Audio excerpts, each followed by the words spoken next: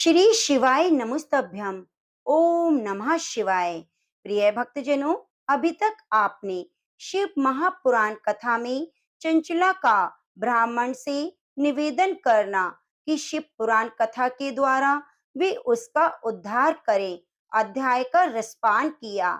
अब आइए भगवान शिव शंकर के चरणों का ध्यान करते हुए शिव महापुराण कथा का आगे का अध्याय रसपान करते हैं।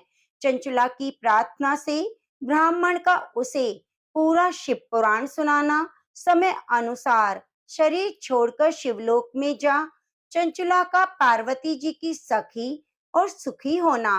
ब्राह्मण बोले, नारी सौभाग्य की बात है। भगवान शंकर की कृपा से शिव पुराण की इस वैराग्य युक्त कथा को सुनकर तुम इस समय पर चेत हो गया। ब्राह्मण पत्नी, तुम डरो मत, भगवान शिव की शरण में जाओ। शिव की कृपा से सारा पाप तत्काल नष्ट हो जाता है। मैं तुमसे भगवान शिव की कीर्ति कथा से युक्त उस परम वस्तु का वर्णन करूंगा जिससे तुम्हें सदा सुख देने वाली उत्तम गति प्राप्त हो। शिव की उत्तम कथा सुनने से तुम्हारी बुद्धि इस तरह पश्चाताप से युक्त एवं शुद्ध हो गई है, साथ ही तुम्हारे मन में विषयों के प्रति वैराग्य हो गया है। पश्चाताप ही पाप करने वाले पापियों के लिए सबसे बड़ा प्रायश्चित है। सत्पुरुषों ने सबके लिए पश्चाताप को ही समस्त पापों का शोधक बताया है। पश्चाताप से ही पापों की शुद्धि होती है। जो पश्चाताप करता है वही वास्तव में पापों का प्रायश्चित करता है, क्योंकि सत्पुरुषों ने समस्त पापों की शुद्धि के लिए जैसे प्रायश्चित का उपदेश किया है वह सब पश्चाताप से संपन्न हो जाता है। जो पुरुष विधि पूर्वक प्रायश्चित करके निर्भय हो जाता है पर अपने कुकर्म के लिए पश्चाताप नहीं करता, उसी प्राय उत्तम गति प्राप्त नहीं होती, परंतु जिसे अपने कुकृत्य पर हार्दिक पश्चाताप होता है वह अवश्य ही उत्तम गति का भागी होता है। इसमें संशय नहीं। इस शिव पुराण की कथा सुनने से जैसी चित्त शुद्धि होती है वैसे दूसरे उपायों से नहीं होती। जैसे दर्पण साफ करने पर निर्मल हो जाता है, उसी प्रकार शिव पुराण की कथा से चित्त अत्यंत शुद्ध हो जाता है। इसमें संशय नहीं है। मनुष्यों के शुद्ध चित्त में जगदम्बा पार्वती सहित भगवान शिव विराजमान रहते हैं। इससे वह विशुद्ध आत्मा पुरुष श्री शाम सदाशिव पद को प्राप्त होता है। इस उत्तम कथा का श्रवण समस्त मनुष्यों के लिए कल्याण का बीज है, अतः यथोचित मार्ग से इसकी आराधना अथवा सेवा करनी चाहिए। ये भव बंधन रूपी रोग का नाश करने वाली है। भगवान शिव की कथा को सुनकर फिर अपने हृदय में उसका मनन करना चाहिए। इससे पूर्णतः चित्त शुद्धि हो जाती है। चित्त शुद्धि होने से महेश्वर की भक्ति अपने दोनों पुत्रों के साथ निश्चय ही प्रकट होती है। उसके बाद महेश्वर की अनुग्रह से दिव्य मुक्ति प्राप्त होती है। इसमें संशय नहीं है। जो मुक्ति से वंचित है उसे पशु समझना चाहिए, क्योंकि उसका चित्त माया के बंधन में आसक्त है। वह निश्चय ही संसार बंधन से मुक्त नहीं हो पाता। ब्राह्मण पत्नी, इसलिए तुम विषयों से मन को हटा लो। भक्ति भाव से भगवान शंकर की इस परम कथा को सुनो। परमात्मा शंकर की इस कथा को सुनने से तुम्हारे चित्त की शुद्धि होगी। इससे तुम्हें मोक्ष की प्राप्ति हो जाएगी। जो निर्मल चित्त से भगवान शिव के चरणाविंदों का चिंतन करता है उसकी एक ही जन्म में मुक्ति हो जाती है। यह मैं तुमसे सत्य कहता हूँ। सूत जी कहते हैं, शौनक। इतना कहकर वे श्रेष्ठ शिव भक्त ब्राह्मण चुप हो गए। उनका हृदय करुणा से भर गया। वे शुद्ध चित्त महात्मा भगवान शिव के ध्यान में मग्न हो गए। तदंतर विदुर की पत्नी चंचला मन ही मन प्रसन्न हो उठी। ब्राह्मण का उक्त उपदेश सुनकर उसके नेत्रों में आनंद के आंसू छलक आए थे। वह ब्राह्मण पत्नी चंचला हर्ष से भरे हुए हृदय से उस श्रेष्ठ ब्राह्मण के चरणों में गिर पड़ी और हाथ जोड़कर बोली, मैं कृतार्थ हो गई। उसके बाद उठकर वैराग्य युक्त उत्तम बुद्धि वाली वह स्त्री जो अपने पापों के कारण आतंकित थी, उस महान शिव भक्त ब्राह्मण से हाथ जोड़कर गदगद वाणी में बोली। चंचला ने कहा, हे ब्राह्मण, शिव भक्तों में श्रेष्ठ स्वामिन, आप धन्य हैं, परमार्थदर्शी हैं और सदा परोपकार में लगे रहते हैं, इसलिए श्रेष्ठ साधु पुरुषों में प्रशंसा के योग्य हैं।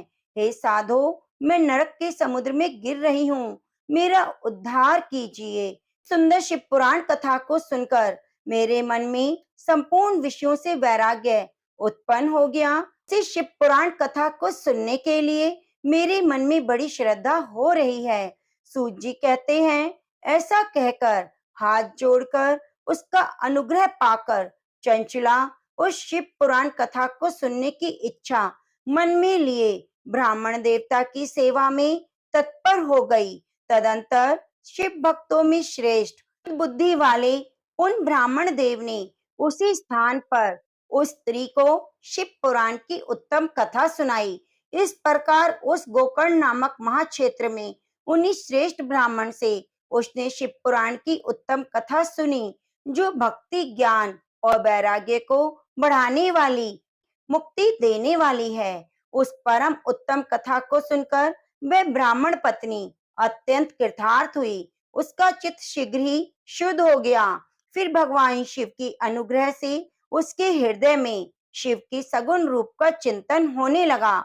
इस प्रकार उसने भगवान शिव में लगी रहने वाली उत्तम बुद्धि पाकर शिव के सच्चिदानंदमय स्वरूप का बारंबार चिंतन आरंभ किया। उसके बाद समय के पूरे होने पर भक्ति ज्ञान वैराग्य से युक्त हुई चंचला ने अपने शरीर को बिना किसी कष्ट के त्याग दिया।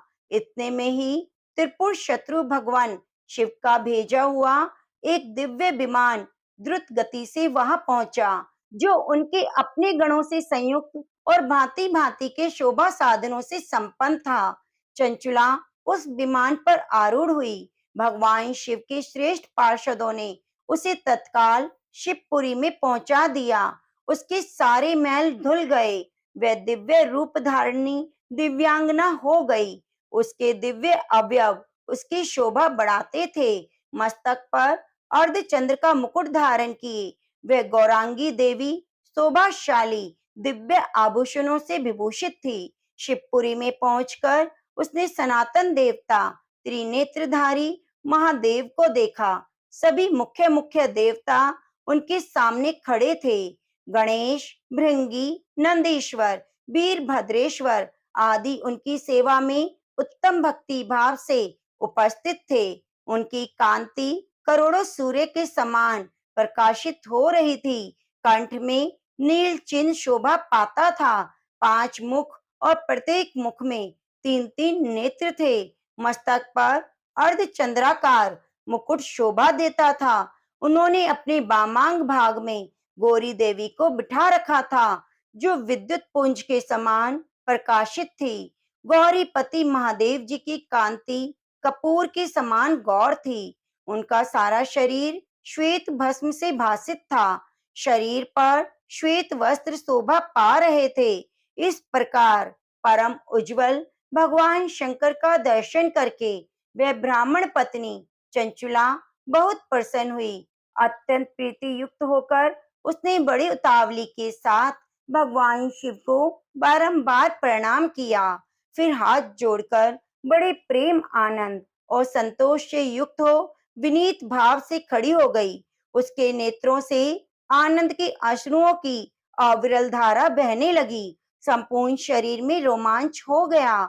उस समय भगवती पार्वती भगवान शंकर ने बड़ी करुणा के साथ उसे अपने पास बुलाया और सौम्य दृष्टि से देखा। पार्वती जी ने तो दिव्य रूप धारणी विदुंग प्रिया चंचला को प्रेम पूर्वक अपनी सखी बना लिया। वह उस परमानंद घन ज्योति स्वरूप सनातन धाम में अविचल निवास पाकर दिव्य सौख्य से संपन्न हो अक्षय सुख का अनुभव करने लगी। तो प्रेम से बोलिए भोलेनाथ माँ पार्वती की जय हो। चंचला के प्रयत्न से पार्वती जी की आज्ञा पाकर तुम्बरू का विंध्य पर्वत पर शिव पुराण की कथा सुनाकर बिंदुंग का पिशाच योनि से उद्धार करना और उन दोनों दंपति का शिव धाम में सुखी होना। सूत जी बोले, शौनक जी, एक दिन परमानंद में निमग्न हुई चंचला ने उमा देवी के पास जाकर प्रणाम किया और दोनों हाथ जोड़कर वह उनकी स्तुति करने लगी। चंचला बोली, गिरिजा नंदिनी, स्कंद माता उमे, मनुष्यों में सदा आपका सेवन किया है। समस्त सुखों को देने वाली शंभु प्रिय, आप ब्रह्म स्वरूपिणी हैं। विष्णु और ब्रह्मा आदि देवताओं द्वारा सेव्य हैं। आप ही सगुणा और निर्गुणा हैं। आप ही सुषमा सच्चिदानंद स्वरूपिणी आद्या प्रकृति हैं। आप ही संसार की सृष्टि, पालन और संहार करने वाली हैं। तीनों गुणों का आश्रय भी आप ही हैं। ब्रह्मा, विष्णु, महेश्वर, इन तीनों देवताओं का आवास स्थान और उत्तम प्रतिष्ठा करने वाली पराशक्ति आप ही हैं। सूत जी कहते हैं, हे शौनक, जिसे सदगति प्राप्त हो चुकी थी वह चंचला इस प्रकार महेश्वर पत्नी उमा की स्तुति करके सिर झुकाए चुप हो गई। उसके नेत्रों में प्रेम के आंसू उमड़ आए थे। तब करुणा से भरी हुई शंकर प्रिया भक्त वत्सला पार्वती देवी ने चंचला को संबोधित करके बड़े प्रेम से इस प्रकार कहा। पार्वती जी बोली, सखी चंचले सुंदरी, मैं तुम्हारी की हुई स्तुति से बहुत प्रसन्न हूँ। बोलो, क्या वर मांगती हो? तुम्हारे लिए मुझे कुछ भी अदेय नहीं है। चंचला बोली, निष्पाप गिरिजा कुमारी, मेरे पति बिदुंग इस समय कहाँ हैं? उनकी कैसी गति हुई है यह मैं नहीं जानती। कल्याणमयी दीन वत्सले, मैं अपने उन पतिदेव से जिस प्रकार संयुक्त हो सकूं वैसा उपाय कीजिए। हे महेश्वरी महादेवी, मेरे पति एक शूद्र जाति है, वैश्या के प्रति आसक्त थे, पाप में डूबे रहते। उनकी मृत्यु मुझसे पहले हो गई थी। न जाने वे किस गति को प्राप्त हुए। गिरिजा बोली, बेटी, तुम्हारा बिदुंग नाम का पति बड़ा पापी था। उसका अंतःकरण बड़ा ही दूषित था। वैश्या का उपभोग करने वाला वह महामूढ़ मरने के बाद नरक में पड़ा। अगणित वर्षों तक नरक में नाना प्रकार के दुख भोग कर वे पापात्मा अपने शेष पाप को भोगने के लिए विंध्य पर्वत पर पिशाच हुआ है। इस समय वह पिशाच अवस्था में है और नाना प्रकार के कलेश उठा रहा है। वह दुष्ट वही वायु पीकर रहता है और सदा सब प्रकार के कष्ट सहता है। सूत जी कहते हैं, शौनक, गौरी देवी की यह बात सुनकर उत्तम व्रत का पालन करने वाली चंचला उस समय पति के महान दुख से दुखी हो गई। फिर मन को स्थिर करके उस ब्राह्मण पत्नी ने व्यथित हृदय से महेश्वरी को प्रणाम करके पुनः पूछा। चंचला बोली, हे महेश्वरी, हे महादेवी, मुझ पर कृपा कीजिए और दूषित कर्म करने वाले मेरे उस दुष्ट पति का अब उद्धार कर दीजिए। हे देवी, कुसित बुद्धि वाले मेरे उस पापात्मा पति को किस उपाय से उत्तम गति प्राप्त हो सकती है, ये शीघ्र बताइए। आपको मेरा नमस्कार है। पार्वती जी ने कहा, तुम्हारा पति यदि शिव पुराण की पुण्यमयी उत्तम कथा सुने तो सारी दुर्गति को पार करके वह उत्तम गति का भागी हो सकता है। अमृत के समान मधुर अक्षरों से युक्त गौरी देवी का यह वचन आदर पूर्वक सुनकर चंचला ने हाथ जोड़कर मस्तक झुकाकर बारंबार प्रणाम किया और अपने पति के समस्त पापों की शुद्धि, उत्तम गति की प्राप्ति के लिए पार्वती देवी से प्रार्थना की कि मेरे पति को शिव पुराण सुनाने की व्यवस्था होनी चाहिए। उस ब्राह्मण पत्नी की बारंबार प्रार्थना करने पर शिव प्रिया गौरी देवी को बड़ी दया आ गई। उन भक्त वत्सला महेश्वरी गिरिजा कुमारी ने भगवान शिव की उत्तम कीर्ति का गान करने वाले गंधर्वराज तुम्बरू को बुलाकर उनसे प्रसन्नता पूर्वक इस प्रकार कहा, तुम्बरो, तुम्हारी भगवान शिव में प्रीति है। तुम मेरे मन की बातों को जानकर मेरे अभिष्ट कार्य को सिद्ध करने वाले हो, इसलिए मैं तुमसे एक बात कहती हूँ, तुम्हारा कल्याण हो। तुम मेरी इस सखी के साथ शीघ्र ही विंध्य पर्वत पर जाओ। वहाँ एक महाघोर भयंकर पिशाच रहता है, उसका वृतांत तुम आरंभ से ही सुनो। मैं तुमसे प्रसन्नता पूर्वक सब कुछ बताती हूँ। पूर्व जन्म में वह पिशाच बिंदुक नामक ब्राह्मण था, मेरी सखी चंचुला का पति था, परंतु वह दुष्ट वैश्यागामी हो गया। स्नान संध्या आदि नित्य कर्मों को छोड़कर अपवित्र रहने लगा। क्रोध के कारण उसकी बुद्धि पर मूढ़ता छा गई थी। वह कर्तव्य अकर्तव्य का विवेक नहीं जानता था। अभक्ष्य भक्षण, सज्जनों से द्वेष और दूषित वस्तुओं का दान लेना, यही उसका स्वाभाविक कर्म बन गया था। वह अस्त्र शस्त्र लेकर हिंसा करता, बाएं हाथ से खाता, दीनों को सताता, क्रूरता पूर्वक पराये घरों में आग लगा देता, चांडालों से प्रेम करता और प्रतिदिन वैश्या के संपर्क में रहता। बड़ा दुष्ट था। वह पापी अपनी पत्नी का परित्याग करके दुष्टों के संगम में ही आनंद मनाता था। वह मृत्यु पर्यंत दुराचार में ही फंसा रहा। फिर अंत काल आने पर उसकी मृत्यु हो गई। वह पापियों के भोग स्थान घोर यमपुर में गया। वहां बहुत से नरकों का उपभोग करके वह दुष्ट आत्मा जीव इस विंध्य पर्वत पर पिशाच बना हुआ है। वहीं वह दुष्ट पिशाच अपने पापों का फल भोग रहा है। उसके आगे यत्न पूर्वक शिव पुराण की उस दिव्य कथा का प्रवचन करो, जो परम पुण्यमयी और समस्त पापों का नाश करने वाली है। शिव पुराण की कथा का श्रवण सबसे उत्कृष्ट पुण्य कर्म है। उससे उसका शीघ्र हृदय ही पापों से शुद्ध हो जाएगा और प्रेत योनि का परित्याग कर देगा। उस दुर्गति से मुक्त होने पर बिंदुक नामक पिशाच को मेरी आज्ञा से विमान में बिठाकर तुम भगवान शिव के समीप ले आओ। सूत जी कहते हैं, हे सौनक, महेश्वरी उमा के इस प्रकार आदेश देने पर गंधर्वराज तुम्बरु मन ही मन बड़े प्रसन्न हुए।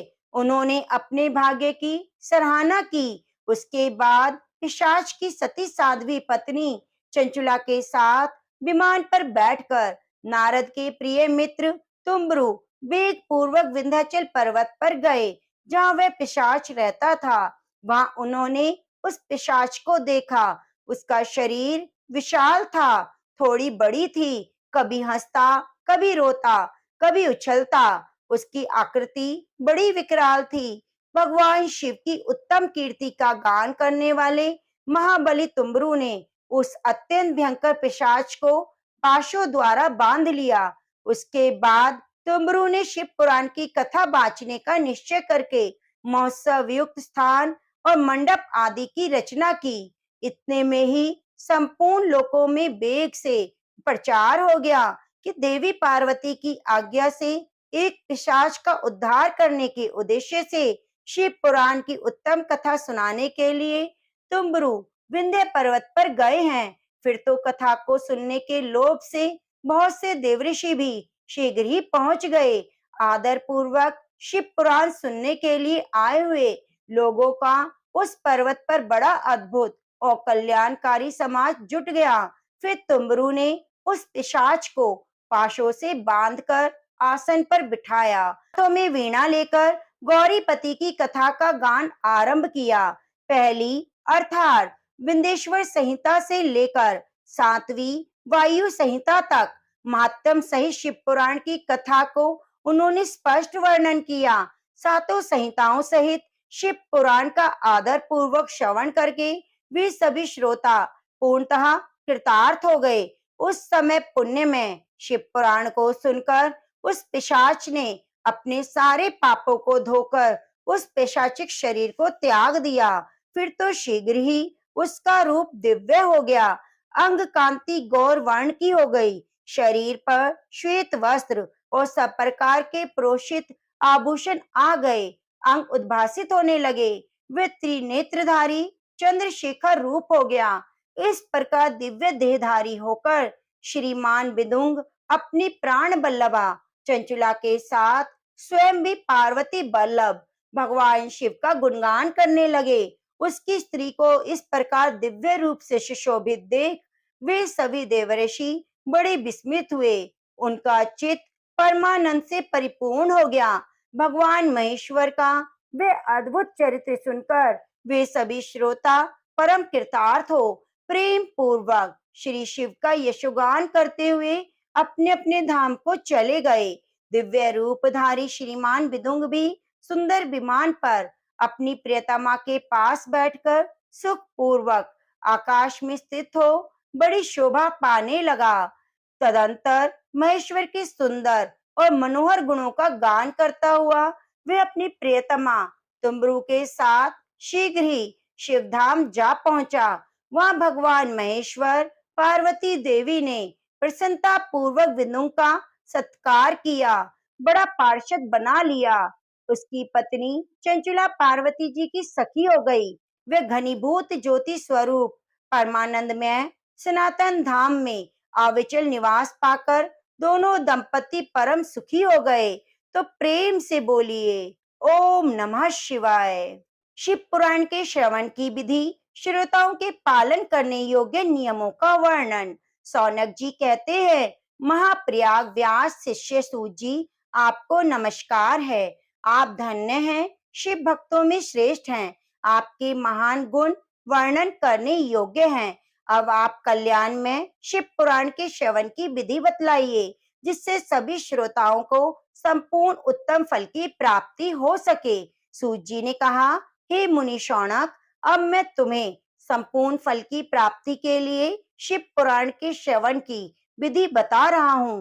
पहले किसी ज्योतिषी को बुलाकर दान मान से संतुष्ट करके सहयोगी लोगों के साथ बैठकर बिना किसी विघ्न बाधा के कथा की समाप्ति होने के उद्देश्य से शुद्ध मुहूर्त का अनुसंधान कराए और प्रयत्न पूर्वक देश देश में स्थान स्थान पर ये संदेश भेजे कि हमारे यहाँ शिव पुराण की कथा होने वाली है। अपने कल्याण की इच्छा रखने वाले लोगों को उसे सुनने के लिए अवश्य पधारना चाहिए।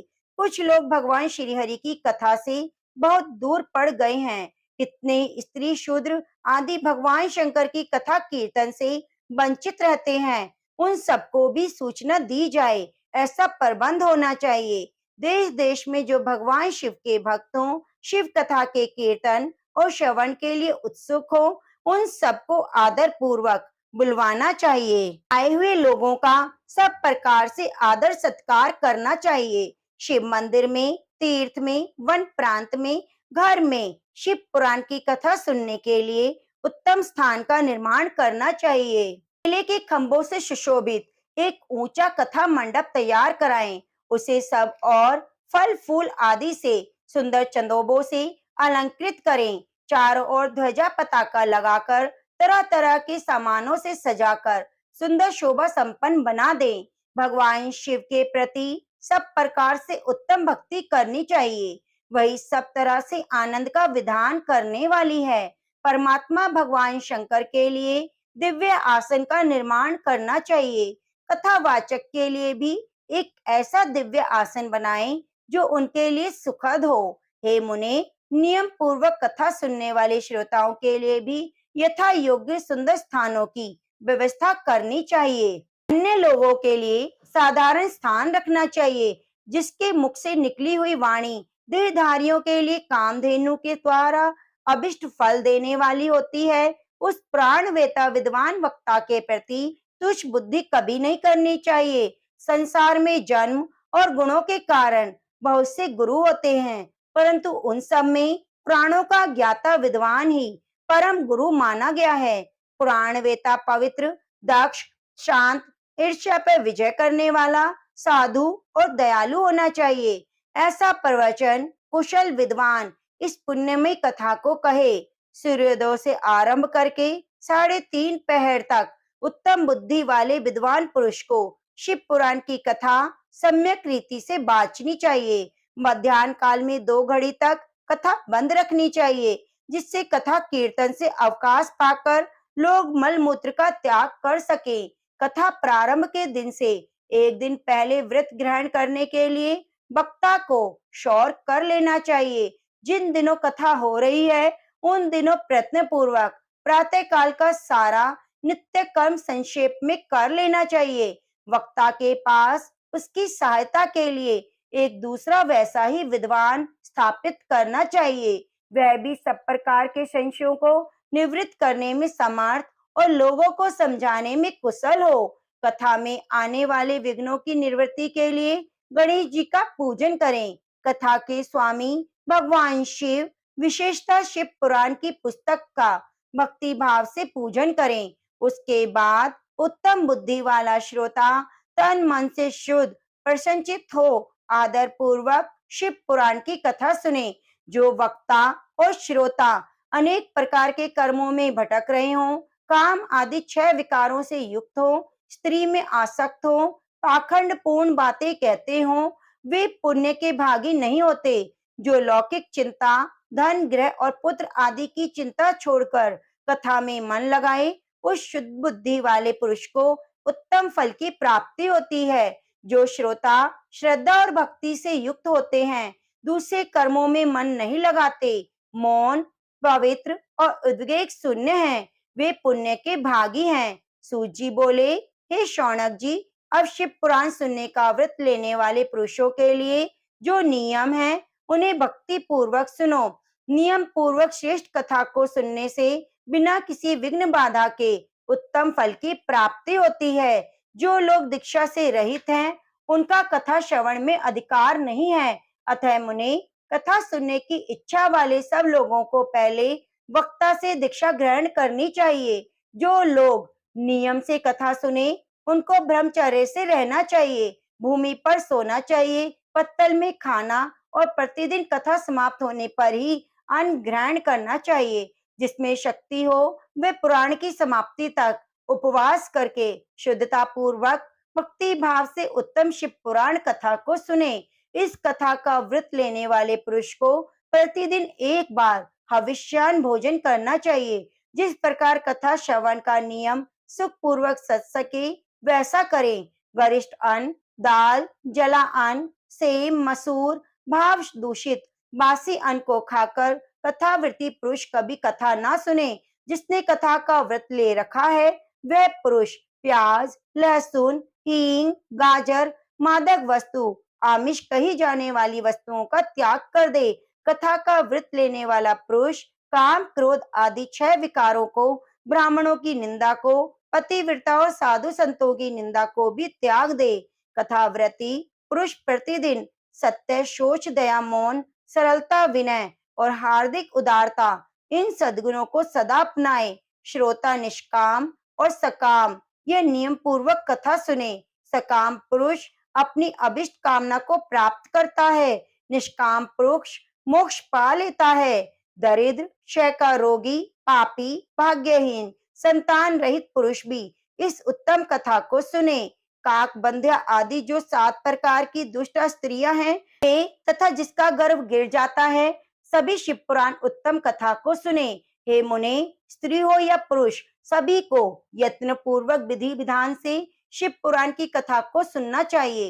हे महर्षि, इस तरह शिव पुराण की कथा के पाठ और श्रवण संबंधी यज्ञोत्सव की समाप्ति होने पर श्रोताओं को भक्ति एवं प्रयत्न पूर्वक भगवान शिव की पूजा की भांति पुराण पुस्तक की भी पूजा करनी चाहिए।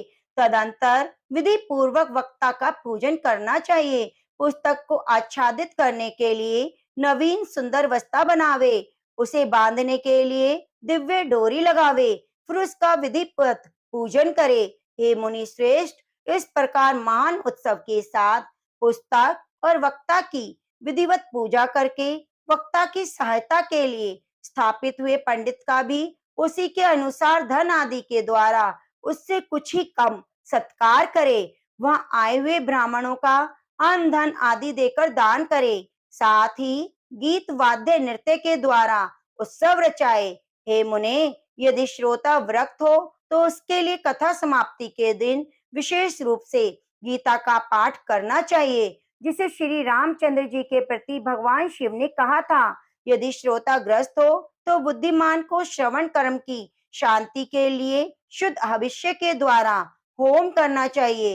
हे मुने, रुद्र संहिता के प्रत्येक श्लोक के द्वारा होम करना उचित है अथवा गायत्री मंत्र से होम करना चाहिए, क्योंकि वास्तव में यह पुराण गायत्री ही है अथवा शिव पंचाक्षर मूल मंत्र से हवन करना उचित है। होम करने की शक्ति ना हो तो विद्वान पुरुष यथाशक्ति हविन्य हविष्य को ब्राह्मण को दान करे। न्यूनातिरिक्ता रूप दोष की शांति के लिए भक्ति पूर्वक शिव सहस्त्र नाम का पाठ श्रवण करे। इससे सब कुछ सफल हो जाता है, इसमें संशय नहीं, क्योंकि तीनों लोकों में उससे बढ़कर कोई वस्तु नहीं। कथा श्रवण संबंधी व्रत की पूर्णता के लिए, सिद्धि के लिए 11 ब्राह्मणों को मधु मिश्रित खीर भोजन कराएं, उन्हें दक्षिणा दें। हे मुने, यदि शक्ति हो तो 3 तोले सोने का एक सुंदर सिंहासन बनाएं, उस पर उत्तम अक्षरों में लिखी हुई या लिखाई हुई शिव पुराण की पोथी विधि पूर्वक स्थापित करें। उसके बाद पुरुष उसी आहवन आदि विधि उपचारों से पूजा करके दक्षिणा चढ़ाएं। फिर जितेंद्रिय आचार्य का वस्त्र आभूषण गंध आदि से पूजन करके दक्षिणा सहित वह पुस्तक उन्हें समर्पित करें। उत्तम बुद्धि वाला श्रोता इस प्रकार भगवान शिव के संतोष के लिए पुस्तक का दान करे। हे शौनक, इस पुराण के उस दान के प्रभाव से भगवान शिव का अनुग्रह पाकर पुरुष भव बंधन से मुक्त हो जाता है। इस प्रकार विधि विधान का पालन करने पर श्री संपन्न शिव पुराण संपूर्ण फल को देने वाली भोग और मोक्ष की दाता है। हे मुने, शिव पुराण का वह सारा महात्म्य जो संपूर्ण अभिष्ट को देने वाला है, मैंने तुम्हें कह सुनाया। अब और क्या सुनना चाहते हो? श्रीमान शिव पुराण समस्त पुराणों के भाल का तिलक माना गया है। यह भगवान शिव को अत्यंत प्रिय, रमणीय, भव रोग का निवारण करने वाला है। जो सदा भगवान शिव का ध्यान करते हैं, जिनकी वाणी शिव के गुणों की स्तुति करती है, जिनके दोनों कान उनकी कथा को सुनते हैं, इस जीव जगत में उन्हीं का जन्म लेना सफल है। वे निश्चय ही संसार सागर से पार हो जाते हैं।